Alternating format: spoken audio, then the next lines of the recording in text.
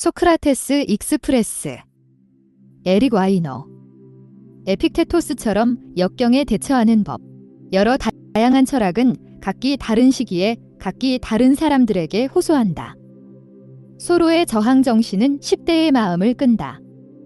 니체의 불꽃 같은 강렬한 아포리즘은 젊은이들을 끌어들인다. 자유를 강조하는 실존주의는 중년의 마음을 사로잡는다. 스토아 철학은 나이 든 사람을 위한 철학이다. 몇 번의 전투를 이겨내고 패배도 몇 번 해보고 상실도 경험해본 이들을 위한 철학이다. 크고 작은 인생 역경의 시기를 위한 철학이다. 고통과 질병, 거절, 짜증나는 상사, 건조한 피부, 교통체증, 카드빚, 공개적 망신, 지연되는 열차, 죽음 같은 것들. 스토아 학파를 낳은 철학자 디오게네스는 철학에서 무엇을 배웠냐는 질문에 이렇게 답한다. 모든 행운에 준비되는 법. 믿기 힘들게도 난파된 데에서 시작된 스토아 철학은 고대 그리스의 대격변 시기에 탄생해 로마 제국이라는 혼란스러운 세상에서 크게 번성했다. 유명한 스토아 철학자들은 대개 망명하거나 처형되거나 불구가 되거나 조롱당했다. 하지만 스토아 학파였던 마르쿠스 아우렐리우스가 보여주듯 스토아 철학자들은 큰 성공을 거두기도 했다. 스토아 철학을 지지하는 최근 인물 중에는 전쟁 영웅과 대통령도 있다. 스토아 철학의 흐름은 미국 역사를 관통한다. 조지 워싱턴과 존 애덤스를 포함한 건국의 아버지들에게서 시작해 프랭클린 루스벨트는 우리가 두려워해야 할 유일한 것은 바로 두려움 그 자체라는 스토아 사상의 정수를 드러내는 유명한 말을 남겼으며, 빌 클린턴은 마르쿠스의 명상록을 지혜가 가득한 경이로운 작품으로 여기고 가장 사랑하는 책으로 삼았다. 지혜는 모두가 알지만 아무도 그 뜻을 정해내리지 못하는 단어다. 심리학자들은 지혜의 정의에 대해 수십 년간 합의를 이루지 못했다. 1980년대에 일련의 연구자들이 최종 합의를 보기 위해 베를린에 있는 막스 플랑크 인간 발달과 교육 연구소에 모였다. 이 베를린 지혜 프로젝트는 지혜를 규정하는 5가지 기준을 제시했다. 사실적 지식, 절차적 지식, 인생 전체에 걸친 맥락주의, 가치 상대주의, 불확실성을 관리하는 능력이 그것이다. 는 그 중에서도 가장 마지막 기준이 가장 중요하다고 생각한다. 우리는 삶의 불확실성과 혼란을 관리해주겠다고 약속하는 알고리즘과 인공지능의 시대를 살아간다. 하지만 알고리즘과 인공지능은 그 약속을 지키지 못하고 있다. 오히려 삶은 그 어느 때보다도 더 예측 불가능하고 혼란스럽게 느껴진다. 스토아 철학은 이 지점에서 빛을 발한다. 스토아 철학의 핵심 교리. 바꿀 수 있는 것을 바꾸고 바꿀 수 없는 것은 받아들여라는 격동의 시기에 더욱 매력을 뽐낸다. 나는 마르쿠스의 책을 읽었기에 이 사실을 알고 있었다. 하지만 이 철학이 얼마나 많은 것을 요구하는지, 그리고 얼마나 즐거운지는 알지 못했다. 어려운 시기의 철학인 스토아 철학은 재앙 속에서 태어났다. 기원전 300년경 제논이라는 이름의 페니키아 출신 상인이 배를 타고 아테네의 피라에우스 항구로 향하다 난파되었고, 자색 염료를 실은 귀중한 화물을 전부 잃었다. 목숨을 건진 제논은 파산한 채 아테네에 발이 묶였다. 그러던 어느 날 제논은 우연히 오래전에 죽은 소크라테스의 전기를 읽게 되었다. 어딜 가야 이런 사람을 만날 수 있소? 제논이 책을 판매한 상인에게 물었다. 저기 보이는 사람을 따라가시오. 상인이 우연히 그 옆을 지나고 있던 허름한 옷차림의 아테네인을 가리키며 대답했다. 그 사람은 견유학파인 크라테스였다. 견유학파는 고대의 히피들이었다. 이들은 아주 조금만 먹었고 아무것도 소유하지 않았으며 권위에 도전했다. 제논은 견유학파의 고집스러움을 존경했다. 하지만 하나의 학파를 이루기엔 부족하다고 생각했고, 그래서 자신이 직접 학파를 세웠다. 제논은 스토아 포이킬레, 여러 가지 색으로 칠해진 주랑이라는 뜻이다에 자리를 마련했다. 스토아 포이킬레는 양엽으로 기둥이 늘어선 주랑으로 이곳에서 사람들은 장을 보고 사업을 하고 잡담을 나누었다. 제노는 실제 전투와 신화 속 전투를 그린 변화 사이를 힘차게 걸어다니며 제자들을 가르쳤다. 스토아 학파가 주랑, 즉 스토아에서 모였기에 이 철학자들은 스토아 학파라는 이름으로 알려지게 되었다. 정원벽 뒤에 편안하게 자리 잡은 에피쿠로스 학파와 달리 스토아 학파는 모두가 지나다니고 상인들과 사제들과 매춘부들이 다 보는 앞에서 공개적으로 철학을 설파했다. 스토아 학파에게 철학은 공적인 행위였다. 이들은 결코 정치에서 물러나 있지 않았다. 말년을 맞이한 제노는 다음과 같은 농담을 즐겼다. 배가 난파됐을 때 난 정말 좋은 항해를 했어. 이 말은 훗날 스토아 학파의 핵심 주제가 된다. 바로 고난을 통해 강해지고 성장할 수 있다는 것. 로마의 정치가이자 스토아 철학자였던 세네카는 이렇게 말했다. 바람에 수없이 시달리지 않은 나무는 땅에 튼튼하게 뿌리박지 못한다.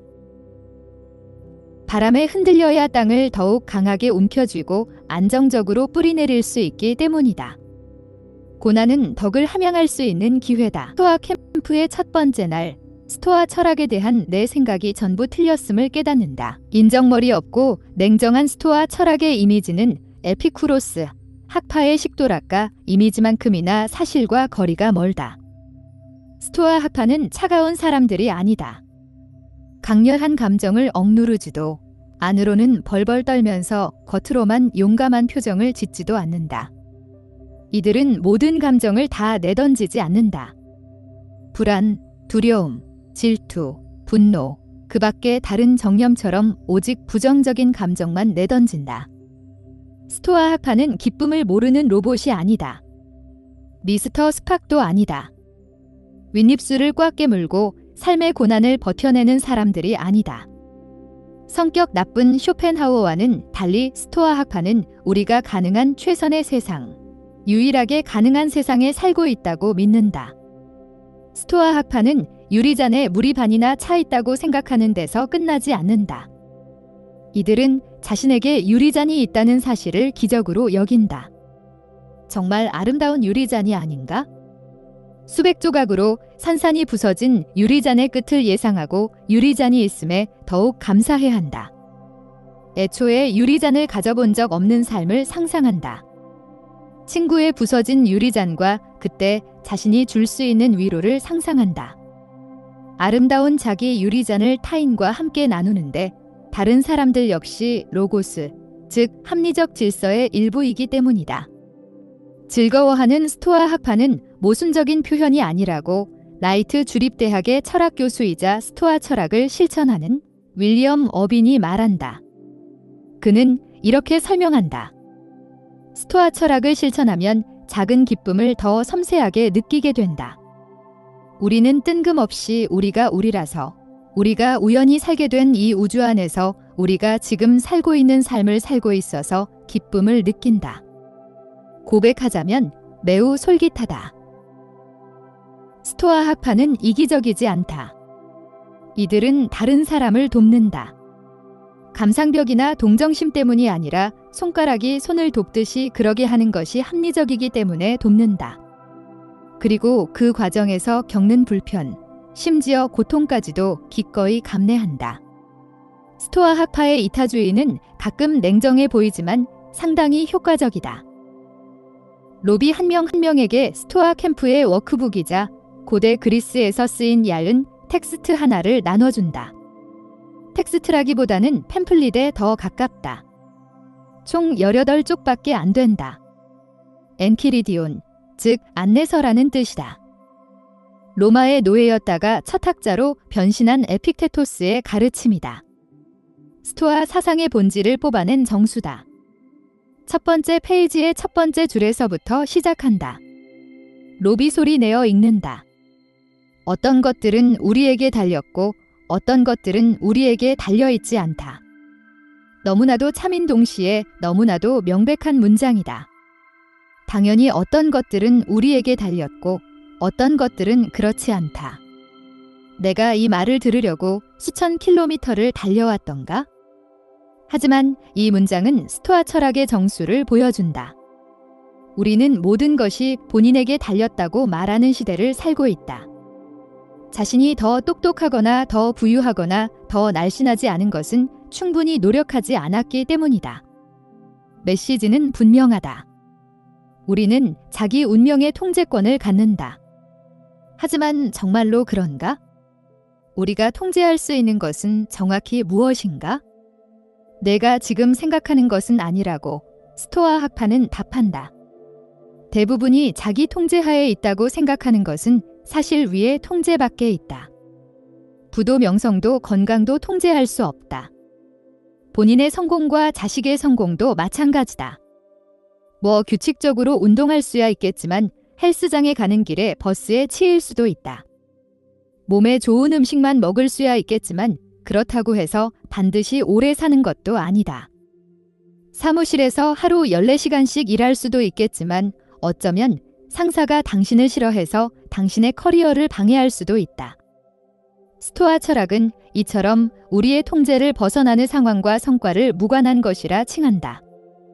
이런 무관한 것들은 우리의 인성이나 행복의 티끌만큼도 보탬이 되지 않는다. 무관한 것들은 좋지도 나쁘지도 않다. 그러므로 스토아 철학은 무관한 것들에 무관심하다. 에픽테토스는 이렇게 말한다. 몸이 아픈데도 행복하고, 위험에 처했는데도 행복하고, 죽어가고 있는데도 행복하고, 나쁜 평판을 듣는데도 행복한 사람이 있다면 내게 보여라. 그런 사람이 있다면 내게 데려오라. 신들의 이름으로, 그렇다면 나는 스토아 철학자를 보게 될 것이다. 적이 우리 몸을 해할 수는 있어도 우리 자신을 해할 순 없다. 스토아 철학을 공부한 간디는 누구도 나의 허락 없이 나를 해칠 수 없다라고 말했다. 폭군에게 고문하겠다는 위협을 당한다고 해서 반드시 평온함과 고귀함을 잃게 되는 건 아니라고. 에픽테토스는 덧붙인다. 이런 에픽테토스의 가르침은 비행기가 격추되어 북베트남에 추락한 뒤 감옥에 갇혀 고문당하며 7년이라는 긴 시간을 견딘 미국의 항공장교 제임스 스톡테일에게 도움이 되었다. 이 가르침은 롭 콜터에게도 도움이 되었다. 당시 롭은 뉴질랜드에서 즐거운 마음으로 학생들을 가르치길 기다리고 있었다. 그때 배의 통증이 느껴지기 시작했다. 처음에는 긴 비행 때문에 살짝 배탈이 난 거라고 여기고 무시했다. 하지만 통증은 점점 심해졌고 훨씬 더 심해졌다. 롭은 이렇게 회상한다. 모르핀으로도 가라앉지 않는 그런 고통이었어요. 병원에서 의사들은 장폐색 진단을 내렸다. 목숨을 잃을 수도 있는 위험한 상태였다. 고통이 밀려드는 와중에 롭은 간신히 에픽테토스의 말을 떠올릴 수 있었다. 넌 내게 아무것도 아니다. 롭은 이 말을 되뇌고 또 되뇌며 밀려드는 고통을 다스렸다. 넌 내게 아무것도 아니야? 전보다 나았다. 큰 차이는 아니었지만 그래도 조금은 더 나았다. 내 몸은 나의 통제하에 있지 않습니다. 내가 내 몸을 통제한다는 환상을 전부 제거했어요. 롭의 세상이 병동과 의사, 간호사, 그리고 고통으로 줄어들었다. 몸에 튜브 5개가 달려 있었다. 6일 연속으로 씻지 못했다. 어려운 수술을 앞두고 있었다. 수술이 잘못되면 남은 평생장에 주머니를 달고 살아야 할 수도 있었다. 롭은 스토아식 방법으로 이상적인 결정을 내르다. 이 수술을 받지 않으면 나는 죽게 될 거야. 그러니 수술받자. 수술은 성공적이었다. 주머니를 달지 않아도 되었다. 느렸지만 꾸준히 건강을 회복했다. 보험회사에서 집으로 돌아오는 1등석 티켓 비용을 대주었다. 스토아 철학은 이런 사탕을 선호되는 무관한 것들이라고 칭한다. 가끔 즐기면 좋지만 우리 행복의 중심에 있지는 않은 것들이다. 지난 일을 돌아보면 이런 스토아적 태도가 결과를 바꾸진 않았음을 롭도 안다. 하지만 이런 태도는 롭이 고통을 견디는 방식을 바꿔주었다. 롭은 고통스러웠지만 삶이 다르게 흘러가면 좋았을 거라고 생각하면서 자신의 고통을 더하진 않았다. 에픽테토스는 기원 후 55년에 오늘날 터키 지역에서 노예로 태어났다. 로마 황제의 고문이었던 에픽테토스는 태연하게 고통을 참았다. 이야기에 따르면 하루는 에픽테토스의 주인이 그의 다리를 비틀며 고문하기 시작했다. 계속 그렇게 하면 다리가 부러질 겁니다. 에픽테토스가 차분하게 말했다. 주인은 계속해서 에픽테토스의 다리를 비틀었고 결국 다리가 부러졌다. 에픽테토스는 무미건조하게 말했다. 다리가 부러질 거라고 내가 말하지 않았습니까? 그때부터 에픽테토스는 평생 다리를 절었다. 결국 노예에서 해방된 에픽테토스는 로마로 건너가 철학을 공부했고 곧 헌신적이고 실력 좋은 선생이라는 평판을 얻었다. 93년 도미티아누스 황제가 로마에서 모든 철학자를 추방하라는 명령을 내리자 에픽테토스는 그리스 서부에 번성한 해안 도시인 니코폴리스로 이동했다. 니코폴리스에서는 학생을 더 많이 끌어모았는데 그 중에는 훗날 황제가 된 하드리아누스처럼 유명한 학생도 있었지만 대부분은 고향을 떠나 니코폴리스에 정착한 평범한 젊은이들이었다. 많은 학생이 향수병을 앓았다. 모두 배우고자 하는 의지가 상당했다. 에픽테토스는 소크라테스를 존경했고 많은 면에서 그를 모방했다. 소크라테스처럼 에픽테토스도 작은 오두막에 매트리스 한 장만 놓고 간소하게 살았다. 소크라테스처럼 에픽테토스도 형이상학에는 관심이 없었다. 에픽테토스의 철학은 철저하게 실용적이었다. 소크라테스처럼 에픽테토스도 무지를 진정한 지혜로 향하는 길에 반드시 필요한 단계로 여겼다. 철학은 우리 자신의 나약함을 의식하는 것에서 시작한다고 에픽테토스는 말했다.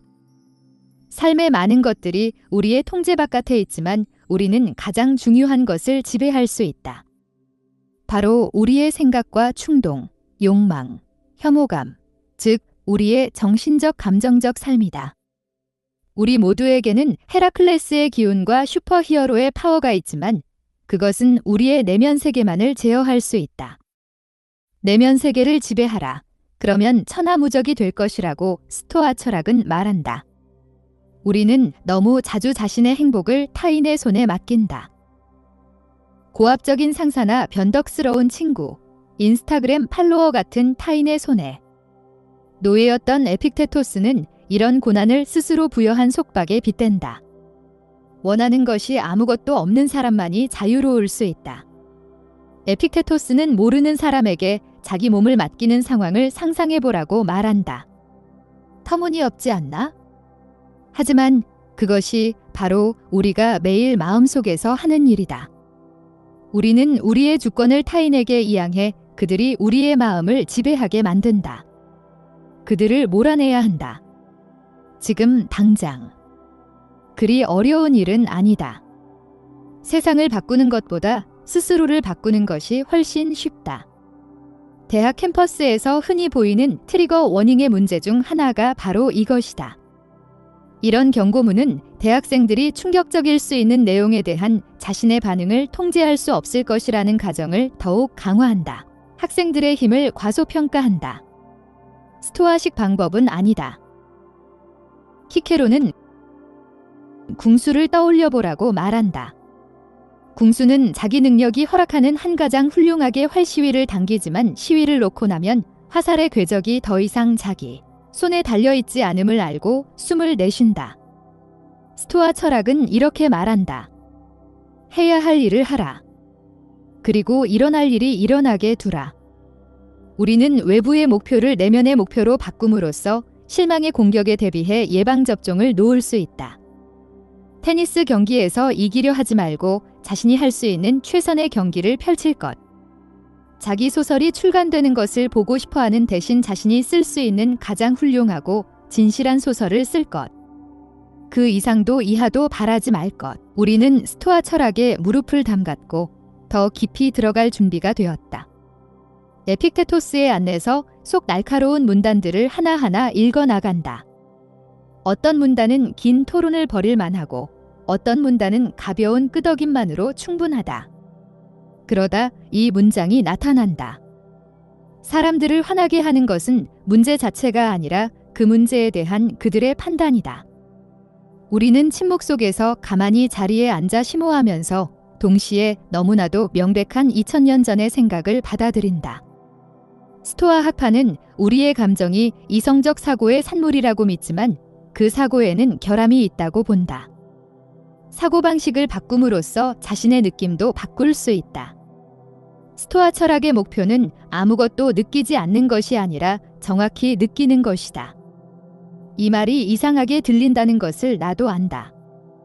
우리는 자기 감정이 정확하다거나 부정확하다고 생각하지 않는다. 감정은 그냥 감정이다. 우리는 감정을 통제하지 못한다. 스토아 학파는 그렇지 않다고 말한다. 감정은 해변에 밀려드는 파도처럼 우리에게 밀려오는 것이 아니다. 감정이 드는 데에는 타당한 이유가 있다. 고전 연구자 A.A.롱은 이렇게 설명한다. 우리는 보통 아무 이유 없이 화가 나거나 질투를 느끼지 않는다. 자신이 나쁜 대접을 받고 있다고 생각하거나 내 것이야 할 성취를 다른 사람이 가져갔다고 생각하기 때문에 그런 감정을 느낀다. 우리 생각과 행동의 책임이 우리에게 있듯 우리 감정에 대한 책임도 우리에게 있다. 감정은 우리가 내리는 판단의 결과이며 이 판단은 틀린 경우가 많다. 우리가 잘못 이해했거나 갈피를 못 잡는다는 뜻이 아니다. 스토아 학파는 그런 판단이 말 그대로 실제 경험과 다르다고 말한다. 틀린 감정이 어떻게 생겨나는지 살펴보자. 먼저 외부 사건에 대한 반사 반응에서 시작된다. 우리는 발가락을 찌으면 소리를 지른다. 도로가 막히면 욕을 한다. 자연스럽다. 어쨌거나 우리는 결국 인간이다. 이 최초의 충격은 감정이 아니라 당황했을 때 얼굴이 빨개지는 것과 같은 반사 반응이다. 이러한 반응은 우리가 그것에 동의할 때에만 감정이 된다고 스토아 학파는 말한다.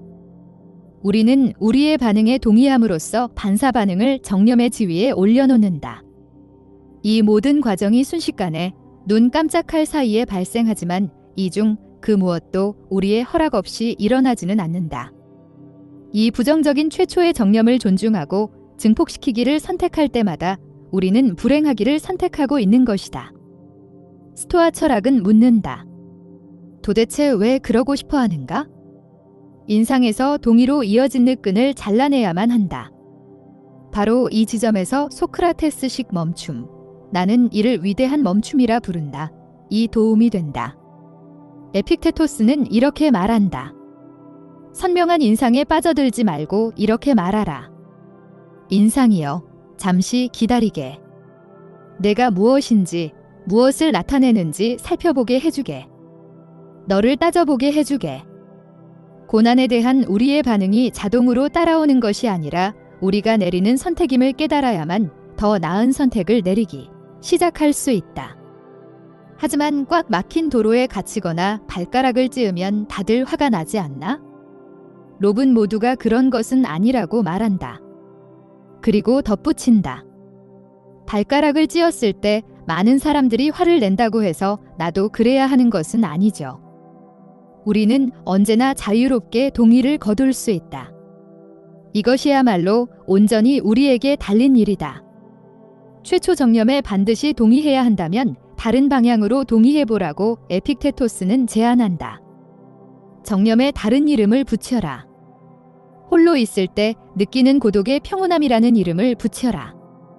사람들로 붐비는 장소에 가면 그 상황에 축제라는 이름을 붙이고 모든 것을 만족스럽게 받아들여라. 정신 승리라고? 물론 그렇지만 이건 도움이 되는 정신 승리다. 어차피 우리의 정신은 늘 현실의 농간을 부린다. 그런 농간을 잘 활용하면 좋지 않겠는가? 영화 아라비아의 로렌스의 한 장면에서 피터 오툴이 연기한 로렌스는 엄지와 검지로 태연하게 성냥불을 끈다. 동료 장교가 똑같이 하려다 고통의 소리를 지른다. 아야, 이거 엄청 뜨거운데요? 동료가 말한다. 물론 뜨겁지. 로렌스가 대답한다. 어떻게 한 거예요? 로렌스가 말한다. 비결은 뜨겁다는데 마음을 쓰지 않는 거야? 로렌스의 대답은 스토아 철학을 잘 보여준다. 당연히 로렌스는 고통을 느꼈지만 그 고통은 날 것의 감각, 반사적 반응에 그쳤다.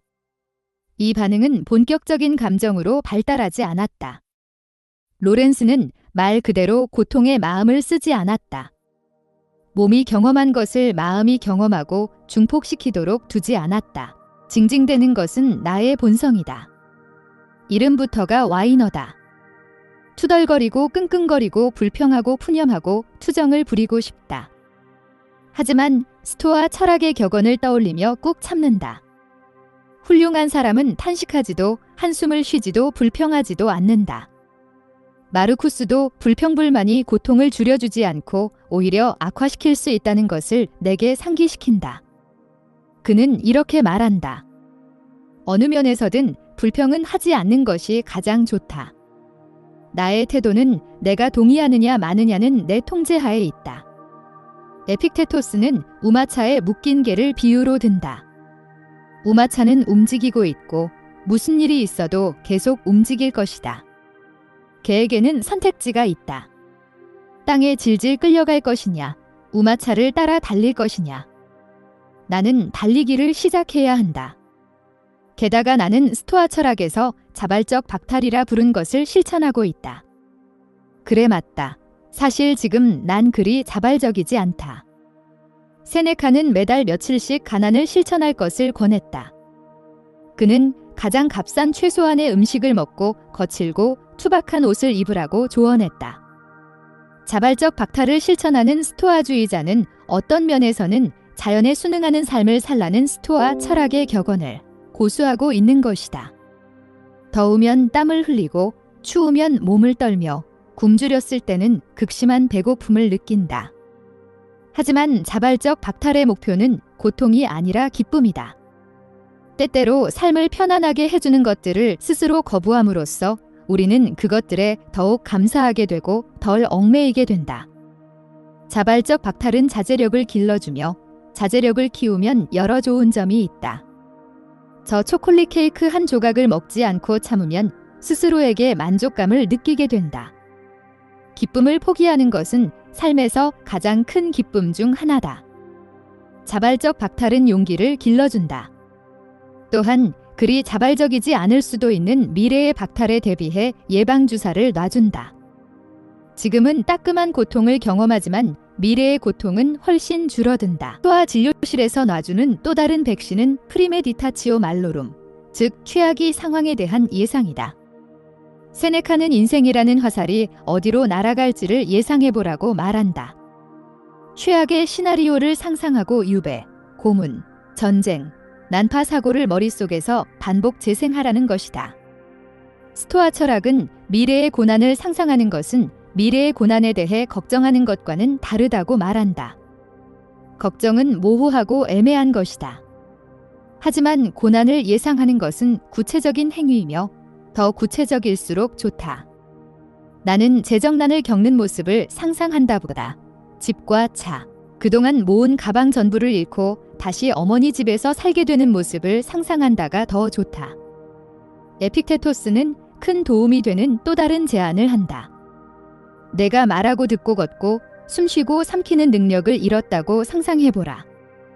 최악의 시나리오를 상상함으로써 우리는 미래의 고난이 가진 영향력을 빼앗고 지금 가진 것에 더욱 감사할 수 있다. 예상한 대로 대재앙이 닥쳤을 때 스토아주의자들은 무화과 나무에 무화과가 열리거나 조타수가 맞바람을 만날 때처럼 태연하다고 에픽테토스는 말한다. 예상된 고난은 힘을 잃는다. 구체적으로 표현된 두려움은 그 크기가 줄어든다. 최소한 스토아 철학은 그렇다고 말한다. 우리 딸은 그렇게 생각하지 않는다. 스토아 철학의 최악의 상황에 대한 예상 개념을 설명해주자 딸아이는 그것이 멍청한 진리며 니체의 영원회귀, 개념보다도 더 멍청하다고 분명히 말한다. 딸 아이는 미래의 고난에 대해 숙고하는 것이 우울할 뿐만 아니라 불필요한 일이라고 본다. 나쁜 일이 일어나면 어차피 걱정하게 되어 있어? 왜 걱정을 사서 하는 거야? 일리가 있다. 하지만 아이는 겨우 13살이다. 역경의 철학인 스토아 철학의 타깃 고객은 아니다. 우리는 이곳에 고립되어 있다. 우리를 방해하는 것이 전혀 없다. 하지만 조용한 기쁨이 퍼져 있다. 마음 맞는 사람들이 힘을 합쳐 악천후에 대항할 때 느끼는 기쁨이자 동시에 인간으로서 중대하고 긴급한 문제를 붙들고 고심할 때 느끼는 흔치 않은 기쁨이다. 에서 멀리 떨어져 가진 거라곤 서로와 서로의 철학뿐이었던 에픽테토스의 제자들도 이런 기쁨을 느끼지 않았을까 상상해본다. 스토아 철학의 핵심에는 기프 숙명론이 있다. 우주는 내가 쓰지 않은 대본에 따라 움직인다. 언젠가는 직접 연출을 하고 싶겠지만 포기하는 게 좋다. 우리는 연기자다. 자기 역할을 받아들여야 한다. 에픽테토스는 내가 나이팅게일이라면 나는 나이팅게일이 역할을 연기할 것이다. 내가 백조라면 백조의 역할을 연기할 것이다. 라고 말한다. 다른 역할을 간절히 원해봤자 아무 소용이 없으며 오마차에 끌려가는 개처럼 불필요한 고통을 겪게 될 뿐이다.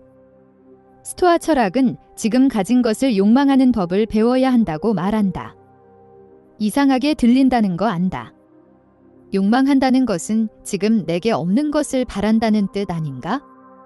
어떻게 이미 가진 것을 욕망할 수 있지? 내가 보기에 니체가 이 질문에 가장 훌륭하게 답할 수 있을 것 같다. 운명에 체념하지 마라. 운명을 그저 받아들이지 마라. 운명을 사랑하라.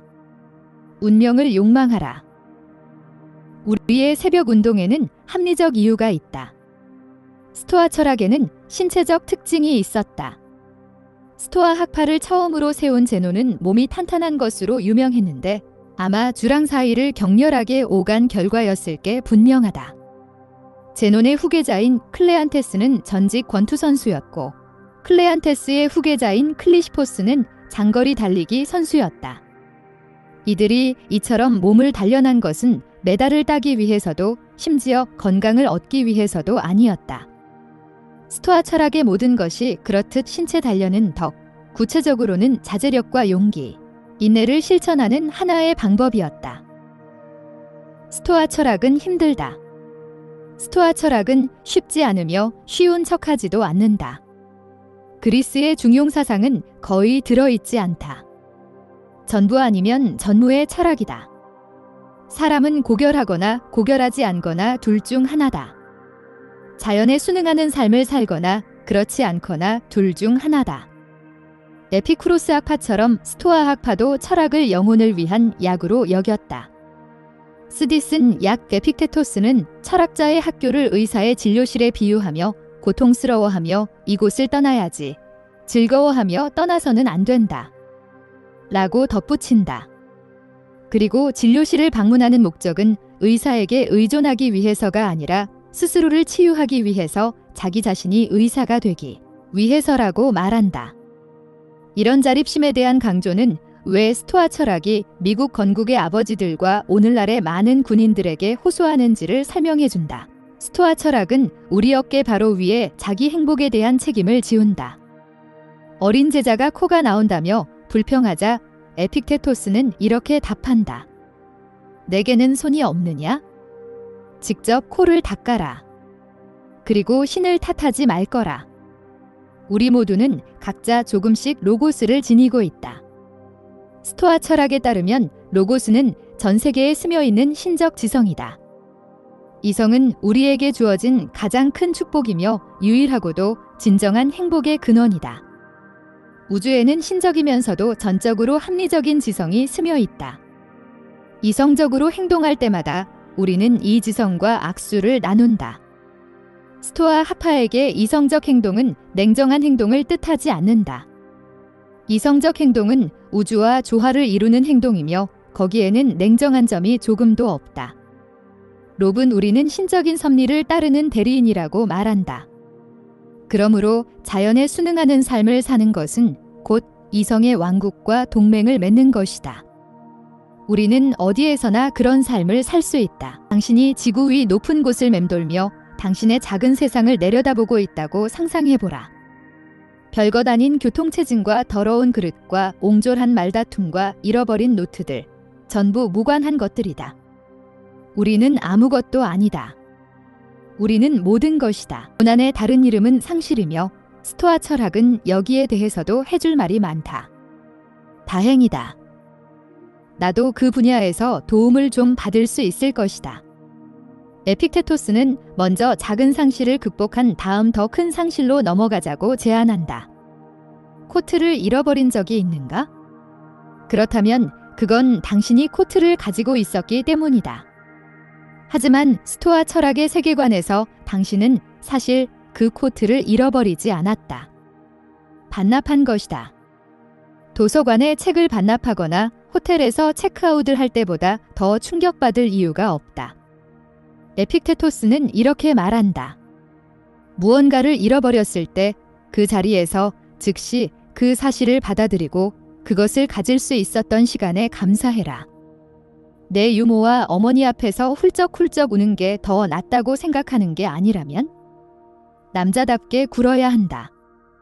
우리는 종종 자신의 것과 그렇지 않은 것을 혼동한다. 스토아 철학은 헷갈릴 필요가 없다고 말한다. 간단하다. 내 것은 아무것도 없다. 내 몸조차도 내 것이 아니다. 우리는 늘 빌릴 뿐 절대로 소유하지 않는다. 해방감이 느껴진다. 잃어버릴 것이 없다면 잃어버릴까 봐 두려워할 것도 없다. 일본인처럼 스토아 철학도 만물은 소멸한다는 사실을 안다. 스토아 철학은 많은 사람들처럼 이 사실을 슬픔의 원인으로 보거나 일본인처럼 찬미의 대상으로 보지 않고 그저 어쩔 수 없는 현실로 여긴다. 이성적으로 생각해보면 그에 대해 우리가 할 수 있는 것은 아무것도 없다. 그러니 걱정하지 않는 것이 최선이다. 마르쿠스는 우리가 소중히 여기는 모든 것이 언젠가는 나무의 이파리처럼 사라질 것이므로 기쁨 때문에 그것을 너무 소중히 여기다. 그것이 사라졌을 때 마음의 평화가 깨지지 않도록 주의해야 한다고 말한다. 스토아 철학은 슬픔의 필요성은 인정하지만 지나친 슬픔은 인정하지 않는다. 세네카는 사랑하는 사람을 잃은 친구에게 이렇게 말했다. 눈물이 흐르게 두라. 하지만 동시에 멈추게 하라. 이 지점에서 나는 스토아 철학을 이해할 수 없다. 슬픔을 억압하면 그와 함께 기쁨도 억압하게 되는 것이 아닌가? 슬픔을 포함한 인간성의 모든 스펙트럼에 마음을 열어야 하는 것이 아닌가? 나는 롭 또한 스토아 철학의 이런 주장을 받아들이기 어려워할 거라고 생각한다. 그리고 스토아 캠프가 끝날 무렵 롭이 한 이야기를 들려줄 때 내 의심은 사실로 드러난다. 롭의 딸은 재생불량성 빈혈이라는 희귀병 판정을 받았다. 롭은 차분하고 흔들림 없는 목소리로 말을 이어나간다. 제게 스토아 철학의 가치는 여기에 있습니다. 솔직하게 말하겠습니다. 쉽진 않아요. 내 딸을 두고 이 아이는 그저 현상일 뿐이다라고 말하는 것은 쉬운 일이 아니에요. 하지만 제가 반드시 해야만 하는 것이 있습니다. 롭은 스스로에게 물었다. 이 상황에서 내가 할 수 있는 것은 뭐가 있지? 대답은 최선을 다해 좋은 아빠가 되는 것이었다. 그 모든 분석과 증명은 아주 조금도 중요치 않아요. 내가 더 좋은 아빠가 되지 못한다면요? 좋은 아빠가 된다는 건 뭘까요? 내가 아이를 병원에 데려다주는 사람이 되는 것, 아이에게 약을 먹이는 사람이 되는 것입니다. 정신줄을 놓지 않는 사람이 되는 거예요. 롭은 스토아주의자로서 더 도움이 되는 아빠, 더 나은 아빠가 되었다.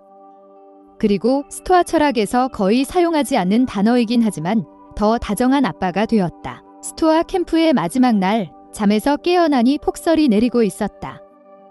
나는 파리행 비행기 티켓을 예약해 두었다.